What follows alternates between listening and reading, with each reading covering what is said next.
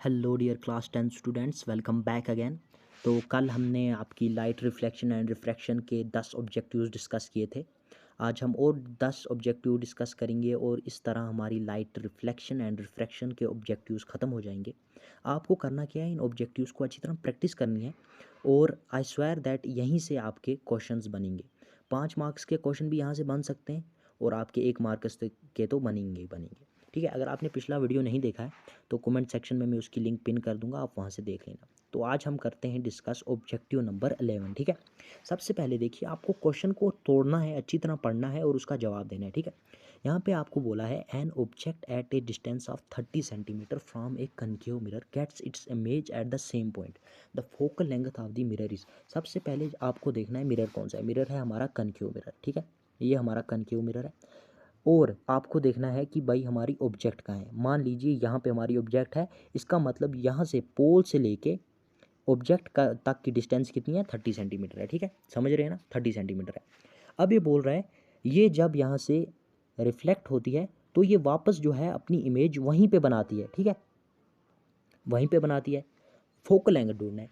तो देखिए case number 3 हमारा बोलता है जब हमारी ऑब्जेक्ट सेंटर ऑफ कर्वेचर के ऊपर होगी तभी वो वापस आके सेंटर ऑफ कर्वेचर के ऊपर बनेगी। तो यहाँ से क्लियरली हमें ये मिलता है कि हमारा सेंटर ऑफ कर्वेचर जो है वो 30 सेंटीमीटर है। ठीक है, वीडियो थोड़ा लंबा होगा लेकिन बहुत ही नॉलेजेबल वीडियो है। ठीक है, 30 सेंटीमीटर है। तो अब आपको फोकल लेंथ निकालनी है। फोकल लेंथ का आपको मैंने बोला है formula F is equal to C divide by 2। तो सी के बदले हमारा यहाँ पे क्या आ जाएगा, 30 आ गया हमारा। 30 डिवाइड में 2, तो इसको काट के हमारा आंसर आ जाएगा 15। तो अब यहाँ पे एक और प्रॉब्लम है यार, यहाँ पे हमें -15 भी है +15 भी है, इसको क्या लिखें। तो सबसे पहले आपको साइन कन्वेंशंस पता होनी चाहिए कि जो हमारा कनकेव मिरर है इसकी फोकल लेंथ ऑलवेज माइनस होती है। ठीक है, और जो हमारा कन्वेक्स मिरर है उसकी फोकल लेंथ पॉजिटिव होती है। तो इसका सही जवाब होगा -15 सेंटीमीटर। उसके बाद देखिए an object at a distance of +15 centimetre is slowly moved towards the pole of a convex mirror, the image will get. देखिए आपको सबसे पहले मैं यही बोलूँगा कि भाई केस रट लो, भाई केस रट लो, मोस्ट इंपॉर्टेंट है केस। यहाँ पे हमारी बात हो रही है कन्वेक्स मिरर की, तो कन्वेक्स मिरर में यहाँ पे बना लेता हूँ। ठीक है, ये हमारा कन्वेक्स मिरर है, रफली डायग्राम है, इग्नोर ही करना।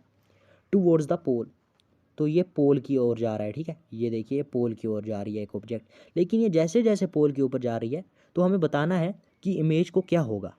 तो हमें पता है कि कन्वेक्स मिरर के दो ही केस हैं। कितने केस हैं, 2 केस। और उन दोनों केसों में हमें ये पढ़ा है कि इमेज जो है वर्चुअल एंड डायरेक्ट होती है और हमेशा क्या होती है, डिमिनिश्ड होती है। तो यहाँ पे ऑप्शन नंबर 4 आप देख लीजिए, virtual and direct and diminished, तो लगा लीजिए इसको यार। अब देखिए एक कनकेव मिरर ऑफ रेडियस, देखिए ऐसे क्वेश्चन आपको आते नहीं एग्जाम में लेकिन आ सकते हैं आपको थोड़ा बहकाने के लिए। देखिए क्या पूछ रहा है, एक कनकेव मिरर है, उसका रेडियस जो है 30 सेंटीमीटर है पानी में। तो हमें बताना है उसकी फोकल लेंथ हवा में क्या होगी और पानी में क्या होगी, मतलब क्या कम होगी या ज़्यादा होगी। तो सबसे पहले तो हमारा लेंस को आप जहाँ भी रख लीजिए फोकल लेंथ पे कोई असर नहीं पड़ेगा, तो ये डिफ़र जो है ज़ीरो, डिफ़र बाय ज़ीरो करेगी। ठीक है, ये इंपॉर्टेंट क्वेश्चन नहीं है। देखिए ये आपको मोस्ट इंपॉर्टेंट क्वेश्चन है ये। इस क्वेश्चन के मैं आपको बता दूं 5 मार्क्स का क्वेश्चन भी आ सकता है। ठीक है, इस तरह का क्वेश्चन 5 मार्क्स का भी आ जाता है। ठीक है, तो देखिए अब आपको क्या पूछ रहा है, एक concave mirror of focal length 20 centimetre forms an image having twice the size of object for the virtual position of object, the position of object will be at. देखिए बिल्कुल बहुत ही मुश्किल क्वेश्चन तो है लेकिन अगर आप समझ जाएंगे तो आपको ईजी लगेगा। तो सबसे पहले हम कनकेव मिरर बना लेंगे। कनकेव मिरर हमने बनाया, रुकिए यहाँ पे मैं बना लेता हूँ। मैंने बना लिया कनकेव मिरर। ठीक है, ये मेरा कनकेव मिरर है, यहाँ पे मेरा पोल है। ठीक है, और यहाँ पे मेरा फोकस है। तो ये बोल रहा है फोकस 20 सेंटीमीटर, यानी पोल से लेके फोकस तक की जो डिस्टेंस है इसको मैं बोलूँगा ये कितने सेंटीमीटर है, 20 सेंटीमीटर है 20 सेंटीमीटर दिया है हमें। अब ये बोलता है for the virtual position of object, the position of object will be at. Sorry यहाँ पे इनको करेक्शन यहाँ पे लिखना था, for the virtual position of image यहाँ पे इनको लिखना था, तो इन्होंने ऑब्जेक्ट लिखा है तो यहाँ पे आप इमेज देख लेना। The position of object will B, तो आपने केस नंबर 6 अच्छी तरह अगर पढ़ा होगा तो आप इसका आंसर जल्दी दे दोगे।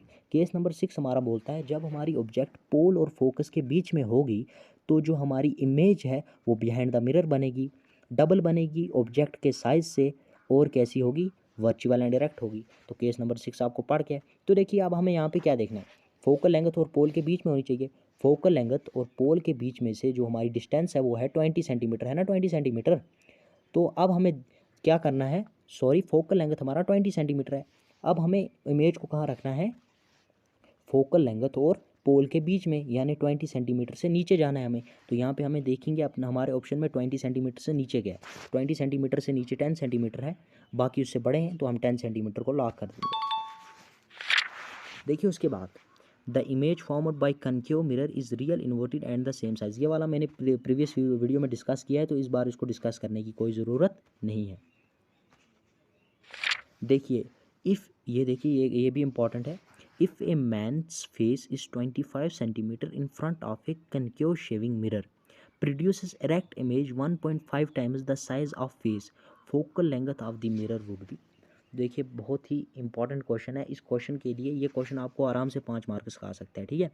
एक आदमी जो है वो 25 सेंटीमीटर पे है, कहाँ पे है, 25 सेंटीमीटर पे, यानी यहाँ पे हमारा जो यू है, यू इज इक्वल टू कितना है, 25 centimetre in front of a concave mirror producing erect image, यानी हमारी जो वी है, वी इज इक्वल टू है हमारी 1.5 times the size, find the focal length. आपको क्या करना है भाई, 1/f, देखिए ऐसे क्वेश्चन आते हैं हर साल, 1/f is equal to 1/v plus 1/u। यहाँ पे आप इनका वैल्यू पुट करके क्रॉस मल्टीप्लिकेशन कर दीजिए तो आपका आंसर जो है वो आ जाएगा, ठीक है। तो मैं अभी इनको कैलकुलेशन करके आपको बताता हूँ। तो जब इस तरह से आप क्रॉस मल्टीप्लिकेशन करेंगे ना, तो हमारा जो आंसर है वो आ जाएगा 75 सेंटीमीटर के बराबर। तो ये वाला क्वेश्चन इस साल भी आया था और 5 मार्क्स का आता है, ठीक है।